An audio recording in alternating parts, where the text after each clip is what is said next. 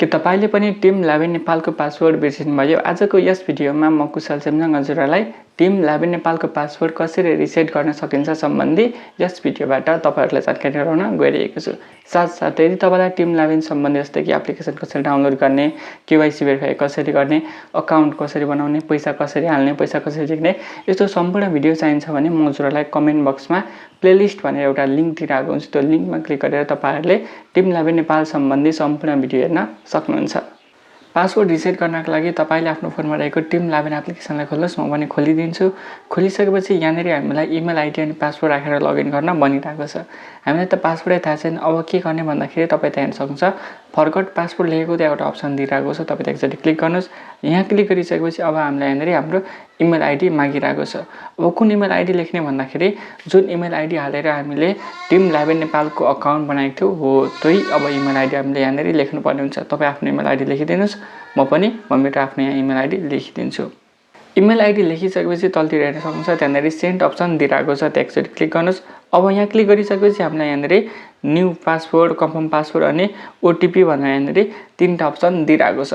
New पासवर्डमा तपाईले आफ्नो नयाँ पासवर्ड लेख्नुस् र कन्फर्म पासवर्डमा तपाईले जुन नयाँ पासवर्ड आउनुभएको छ त्यही पासवर्डलाई यहाँ कन्फर्म पासवर्डमा जस्ताको त्यस्तै लेखिदिनुस्। अनि त्यसपछि ओटीपी चाहिँ कहाँ आउँछ भने तपाईले भर्खरै जुन इमेल आइडी दिनुभएको थियो त्यो इमेल आइडीको जीमेलमा तपाईले ओटीपी कोड पाउन सक्नुहुन्छ। म यहाँ सम्पूर्ण कुरा भरेर म मेरो जीमेल चेक गर्न गइरहेको छु।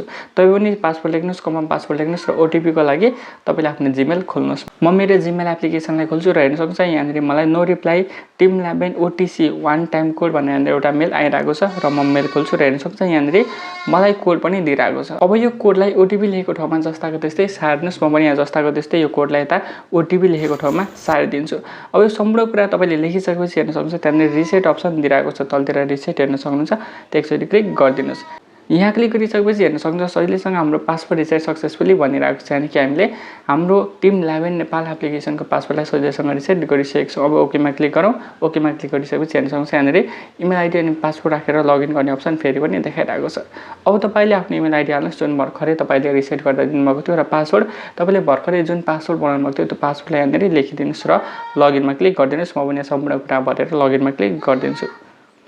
र हेर्न सक्नुहुन्छ मेरो फोनमा सजिलैसँग टीम11 एप्लिकेसन खोलिसकेको छ। हेर्न सक्नुहुन्छ मेरो फोनमा टीम11 एप्लिकेसन खोलिसकेको छ। अब तपाई पनि यसरी सजिलैसँग आफ्नै फोनबाट टीम11 एप्लिकेसनको पासवर्डलाई रिसेट गर्न सक्नुहुन्छ।